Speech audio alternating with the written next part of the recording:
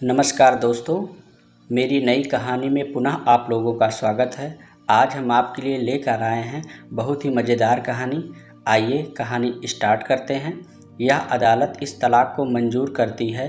जज साहब की इस घोषणा ने कोर्ट में खड़े अभिनव और रुचिका के चेहरों की चमक धूमिल कर दी। दोनों की जिंदगी का फैसला हो चुका था। दोनों अब विवाह बंधन से मुक्त थे, लेकिन यह उनकी खुशी का कारण था या दुख का, कहना मुश्किल था। उनके रिश्तेदार और एडवोकेट प्रसन्न मुद्रा में विजयी मुस्कान के साथ कोर्ट परिसर से बाहर आ गए। अभिनव का दिल टूट चुका था। भारी कदमों से चलता हुआ वह बाहर कॉफ़ी हाउस में जा बैठा। रुचिका भी स्कूटी पर सवार होकर जाने लगी। उसका चेहरा भावहीन था, जिसे पढ़ने में वह असफल रहा। जीवन के ऐसे क्षण बहुत विचित्र होते हैं जब हार जीत को समझना ही कठिन हो जाता है। दोनों परिवारों के रिश्तेदार जा चुके थे। दोनों एडवोकेट जो कोर्ट में एक दूसरे से बेइंतहा झगड़ रहे थे, अब एक दूसरे का हाथ पकड़े प्रेम से चाय पी रहे थे। किनकी ज़िंदगी टूटी, किनके सपने बिखरे, किसी को इससे कोई मतलब नहीं था। सभी रिश्तेदार और परिजन अपनी आन शान पर आई तोहमत को तलाक रूपी परिणाम में बदलकर अब रुखसत हो चुके थे। अब उनकी दखल अंदाजी की कोई और संभावना नहीं बची थी। रुचिका अब उसके सामने से गुजर रही थी। एक नज़र उसने अभिनव को देखा। दोनों ठिठके भी, लेकिन शायद अहंकार की दीवारें भावनाओं से ज़्यादा मजबूत थी। वह स्पीड बढ़ाकर निकल गई। उसका आक्रोश शायद स्कूटी की स्पीड पर निकल रहा था। तभी तेज कर्कश आवाज़ गूंजी और अभिनव ने रुचिका की स्कूटी को सामने आती कार से टकराते देखा। वह दौड़ पड़ा। रुचिका सड़क पर बेसुध पड़ी थी। सिर से बहते खून को देखकर वह घबरा गया। वो फौरन उसे उठाकर ऑटो से अस्पताल की ओर दौड़ पड़ा। रुचिका की आंखें मूंदती जा रही थी। अभिनव का डर बढ़ता जा रहा था। अस्पताल में उसका इलाज शुरू हो गया, लेकिन उसे इस हालत में छोड़कर वहां जाने को तैयार नहीं था। नीयत के खेल भी कितने अजीब होते हैं। इंसान जब करीब हो तो दूर हो जाते हैं, और दूर रहने पर मुहर लग जाए तो नज़दीक आना संयोग बन जाता है। ज़्यादा दुखद पहलू तो यह था कि एक्सीडेंट की खबर उसके भाई भाभी को मिल चुकी थी, लेकिन अभी तक दोनों का अस्पताल में आगमन नहीं हो पाया था। खून के रिश्ते अक्सर विपरीत अनुभव देते हैं। रुचिका के माता पिता तो थे नहीं, बस भाई और भाभी थे। भाभी सुप्रीम कोर्ट के एडवोकेट से कम नहीं थी। दूसरे रुचिका के बड़े जीजा भी कुछ ज़्यादा ही समझदार थे। हकीकत यह थी कि पीहर में उन दोनों की ही चलती थी, जिनकी सोच में भावनाओं से ज़्यादा जोड़ तोड़ के कारनामे छुपे होते थे। रुचिका को होश आ गया था। वह असमंजस भाव में बोली, आप यहाँ क्यों? मुझे यहाँ नहीं होना चाहिए था। दुखी स्वर में अभिनव बोला, आप जीत गए, मैं हार गई। इस शादी से मुक्त हो गए आप। एक चरित्रहीन महिला के साथ यहाँ आपको और समय बर्बाद नहीं करना चाहिए अनुभव। रुचिका प्लीज़, पहले अपने आप को देखो। मैं क्रिमिनल, नालायक, दहेज का लोभी, तुम्हें टार्चर करने वाला। अब तुम मुक्त हो गई मुझसे। स्वतंत्र हो, जैसा मन करे खुशियों को महसूस करना अब। रुचिका ने कोई जवाब नहीं दिया। कुछ समय ऐसे ही निस्तब्धता में निकल गया। फिर धीमे स्वर में बोली, पैर का ऑपरेशन नहीं करवाया ना आपने? नहीं, अब दर्द महसूस नहीं होता मुझे। अभिनव शांत स्वर में बोला, क्यों? मैंने कसम दिलाई थी अपनी, वो तो मान लेते। मुझे ऑपरेशन से भी बड़ा काम करना था रुचिका। आप कब समझोगे? आपने अपने लिए भी जीना सीखो, सबका ख्याल, लेकिन खुद। उदास रुचिका ने वाक्य अधूरा छोड़ दिया। नहीं, अगर ख्याल रहता तो तुम्हें यूँ न खोता। एक हारा हुआ इंसान हूँ मैं। ऐसा नहीं कहते अनुभव, शायद मेरी नीयत ही ऐसी थी। माहौल बहुत गंभीर हो गया था। अभिनव रुचिका की आंखों में आए आंसुओं को पोंछ रहा था। सुनो, आप मुझे वो कोर्ट डिक्री वाले 6 लाख रुपए मत देना। अरे नहीं, वो तो मैं ज़रूर चुकाऊंगा तुम्हें, चाहे खुद को बेचना ही क्यों ना पड़े। अभिनव दृढ़ स्वर में बोला, प्लीज़ अभिनव, मुझे नहीं लेने पैसे। क्यों? अब क्या हुआ? कोर्ट में तो तुम्हारा वकील मुझसे असक्षम साबित करने पर तुला था, तुम्हारा ख्याल रखने में नाकाबिल। अभिनव के स्वर में आक्रोश उभर रहा था। मुझे अब आत्मनिर्भर बनना है, कोई रख रखाव, कोई जिम्मेदारी किसी और की नहीं। रुचिका गंभीर हो गई। नहीं रुचिका, तुम पैसे ले लेना, मैं नहीं चाहता तुम अब दर दर की ठोकरें खाओ। भैया भाभी के आगे हाथ फैलाओ। रुचिका का चेहरा मुरझा गया। अभिनव ने उसकी दुखती रग पर हाथ रख दिया था। कितना भी दिखावा करे, लेकिन हकीकत यही थी। उसकी आंखों से अश्रुधारा बहने लगी। तभी डॉक्टर चेकअप के लिए आ गए। अभिनव उनसे रुचिका की हालत जानने को बेकरार था।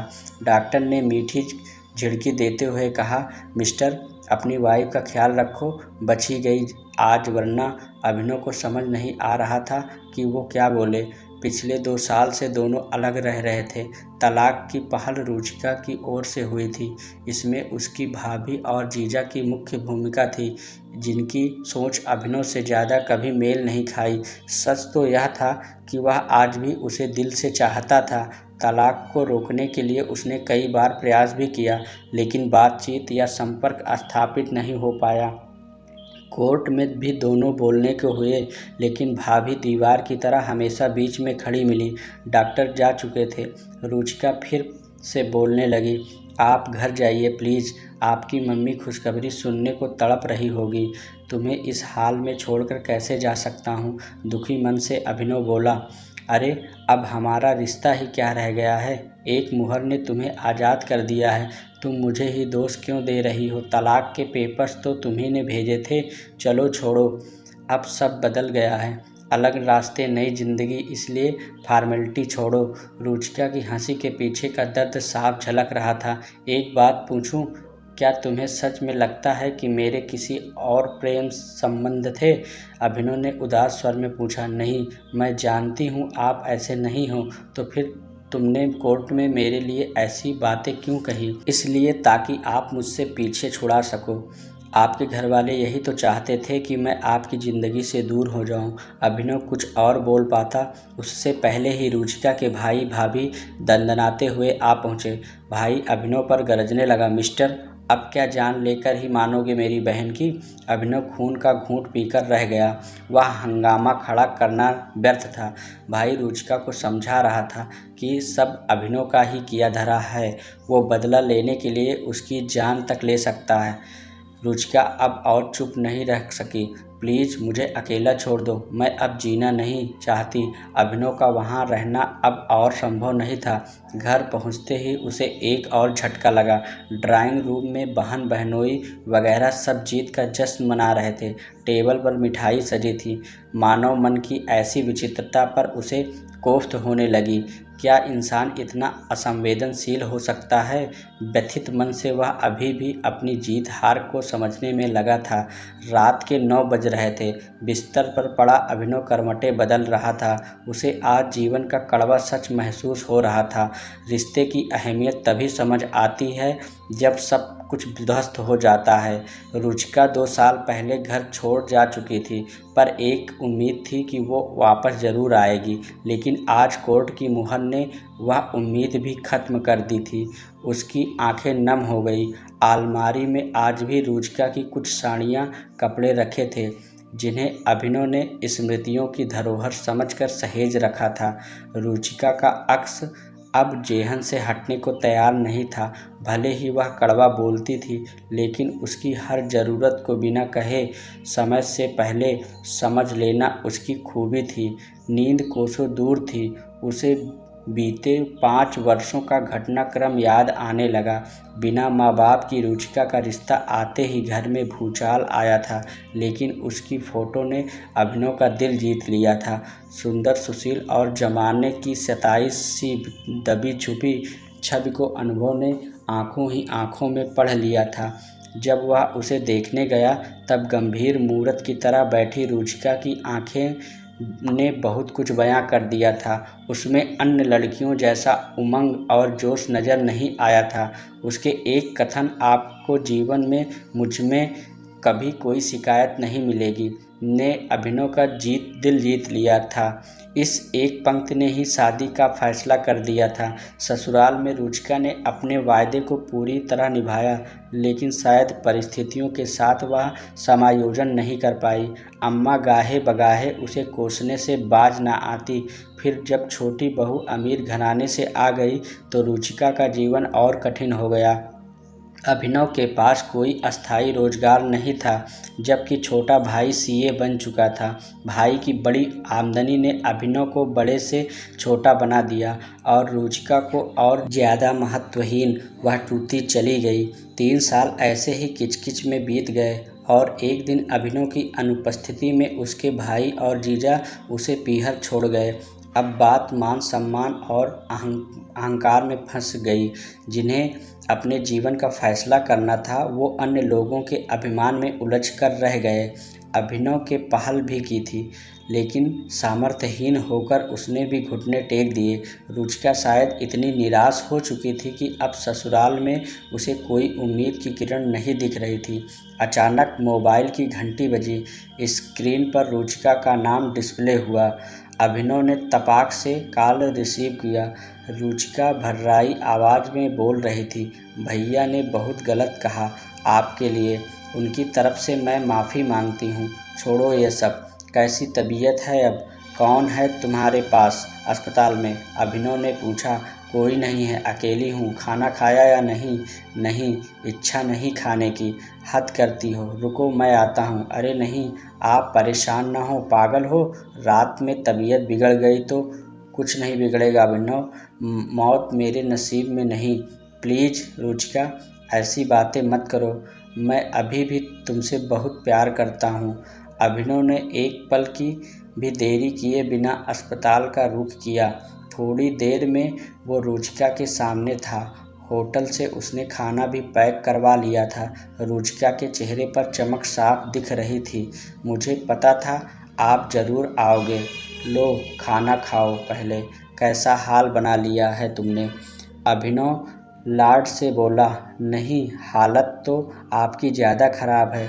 दवा नहीं लेते आप? अरे दवा वगैरह सब लेता हूँ, पैसे भी हैं। अब 4 लाख जमा कर लिए हैं, वो तुम ले लेना। रुचिका उसे निहार रही थी। भारतीय पति पत्नी का संबंध सदैव अप्रचारित किस्म का होता है। ज़रूरत के समय यह ज़्यादा प्रगाढ़ साबित होता है। रुचिका हाथ धोना चाहती थी। अभिनव ने उसे सहारा देकर उठाया और वॉशरूम की ओर ले जाने लगा। कुछ देर बाद दोनों खाना खाने लगे। मनपसंद सब्जियां देखकर रुचिका पूछ बैठी, आपको अब भी याद है मुझे क्या पसंद है? क्यों, तुम्हें क्या लगता है कि मैं तुम्हें भूल सकता हूँ? अभिनव ने भावपूर्ण स्वर में पूछा। रुचिका मौन रही। दोनों खाना खाने लगे। अभिनव ने उसे सहारा दे रखा था। सहारा शारीरिक, मानसिक और आत्मिक, जिसकी ज़रूरत प्रायः सभी को रहती है। कुछ पल की मौन स्तब्धता के बाद अभिनव बोला, रुचिका मेरी एक बात मानोगी क्या? रुचिका के स्वर में उम्मीद की झलक महसूस हो रही थी। वापस चलो तुम, मुझे तुम्हारी ज़रूरत है। रुचिका के मुंह से शब्द उच्चारित नहीं हो रहे थे। उसका सिर अभिनव के सीने से सट गया। अभिनव ने उसे बाहों में भर लिया। पूर्व में हुई गलतियों को दोनों ने समय रहते सुधार लिया। तो दोस्तों, आपको यह कहानी कैसी लगी कृपया कमेंट बॉक्स में ज़रूर बताइएगा और हमारे चैनल को सब्सक्राइब ज़रूर करिएगा। धन्यवाद।